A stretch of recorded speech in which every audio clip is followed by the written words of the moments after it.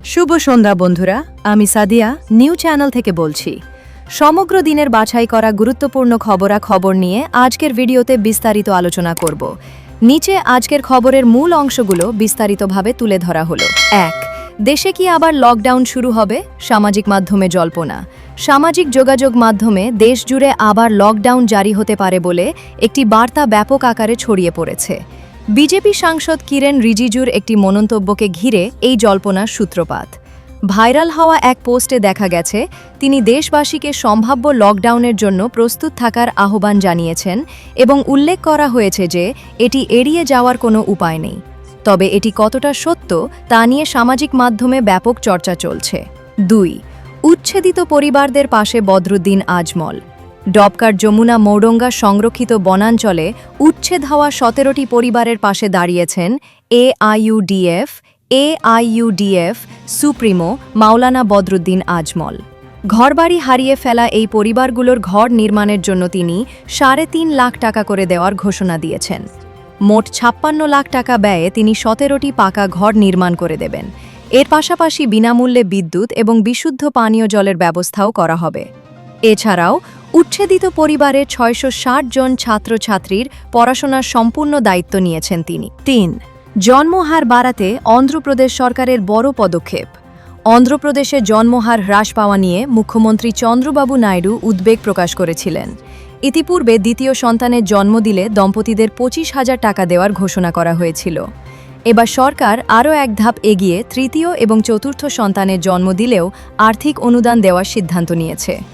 এক জনসভায় মুখ্যমন্ত্রী জানান, তৃতীয় সন্তান জন্মের পর দম্পতিকে ৩০,০০০ টাকা এবং চতুর্থ সন্তানের জন্য ৪০,০০০ টাকা করে দেওয়া হবে।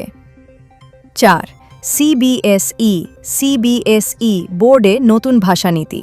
স্কুল শিক্ষায় বড়সড় সংস্কার এনে নবম ও দশম শ্রেণীর পড়ুয়াদের জন্য নতুন ভাষানীতি ঘোষণা করেছে সিবিএসই। নতুন নিয়ম অনুযায়ী এখন থেকে ৩টি ভাষা পড়া বাধ্যতামূলক করা হয়েছে, যার মধ্যে অন্তত 2টি ভারতীয় ভাষা হতে হবে। তৃতীয় ভাষার জন্য মূল বোর্ড পরীক্ষা দিতে হবে না, তবে স্কুলে অভ্যন্তরীণ মূল্যায়ন হবে এবং সেই নম্বর শংসাপত্রে উল্লেখ থাকবে। শিক্ষার্থীরা চাইলে যে কোনো বিদেশি ভাষাকে তৃতীয় বা অতিরিক্ত চতুর্থ ভাষা হিসেবে বেছে নিতে পারবে। ৫. অসমে কমছে অপরাধের হার।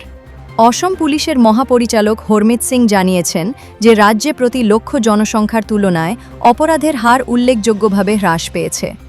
২০২১ সালে প্রতি লক্ষ জনসংখ্যায় অপরাধের হার যেখানে ৩৪৯.৫ ছিল, তা বর্তমানে কমে দাঁড়িয়েছে ১০০.২-এ।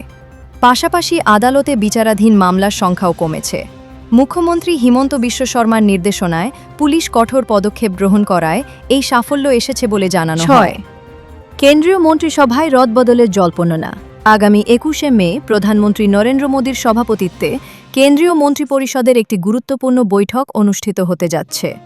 রাজনৈতিক বিশ্লেষকদের মতে ২০২৭ সালের বিধানসভা এবং ২০২৯ সালের লোকসভা নির্বাচনকে সামনে রেখে বিজেপি সাংগঠনিক ও প্রশাসনিক পুনর্বিন্যাসে প্রস্তুতি নিচ্ছে। পশ্চিমবঙ্গ, উত্তরপ্রদেশ, বিহার ও দক্ষিণ ভারতের প্রতিনিধিত্ব বাড়াতে মন্ত্রিসভায় নতুন মুখ আনা হতে পারে। ৭. চলন্ত রাজধানী এক্সপ্রেসে আগুন। তিরুবনন্তপুরম হজরত নিজামুদ্দিন রাজধানী এক্সপ্রেসের এসি-1 কোচে আচমকা আগুন লেগে যায়। মধ্যপ্রদেশের লুনি রিচা এবং বিক্রমগড় আলোট স্টেশনের মধ্যবর্তী স্থানে এই ঘটনাটি ঘটে। তবে রেলকর্মীদের দ্রুত তৎপরতায় মাত্র ১৫ মিনিটের মধ্যে কোচের সমস্ত যাত্রীকে নিরাপদ স্থানে নামিয়ে আনা সম্ভব হয়। এই ঘটনায় কেউ হতাহত হননি, তবে দিল্লি মুম্বাই রুটে সাময়িকভাবে ট্রেন চলাচল ব্যাহত হয়। ৮. কাটিগোড়ায় ক্রিকেট ম্যাচ নিয়ে সংঘর্ষ ও প্রাণঘাতী হামলা। কাটিগোড়ায় দিনের আলোয় এক যুবকের ওপর ধারালো অস্ত্র নিয়ে প্রাণঘাতী হামলা চালিয়েছে একদল দুষ্কৃতী। ঘটনার দৃশ্য মোবাইল ক্যামেরায় বন্দী হয়েছে। জানা গেছে একটি ক্রিকেট ম্যাচ চলাকালীন কিশোরদের মধ্যে সামান্য বচসাকে কেন্দ্র করে ঘটনার সূত্রপাত। পরে কালিমুদ্দিন নামের এক যুবক তার সহযোগীদের নিয়ে এসে খাইরুল আহমদ লস্কর নামের এক ব্যক্তির ওপর হামলা চালায়।